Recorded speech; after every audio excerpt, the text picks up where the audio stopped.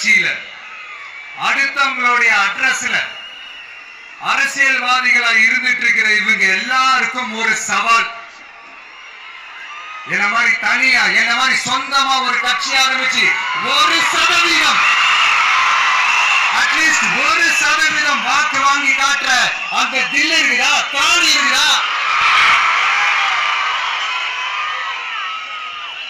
30 வருஷமா மக்கள் இயக்கமா இருந்து இன்னைக்கு மிகப்பெரிய ஒரு அரசியல் கட்சியா வளர்ந்து இந்த கூட்டணி கட்சிகள் மட்டுமே நம்பி இருக்கிற 75 வருஷ கட்சி 50 வருஷ கட்சின்னு இன்னைக்கு ஆட்சி அதிகாரத்தில் இருந்துட்டு இருக்கிற இவங்க எல்லாரையும் மீறி இன்னைக்கு களத்துல தனியா நின்று இந்த 2 வருஷத்துல முதன்மை சக்தியா வளர்ந்து 30% தாண்டி இன்னைக்கு மக்கள் ஆதரவை பெற்றிருக்கிற நமக்கு அனுபவம் இல்லையா?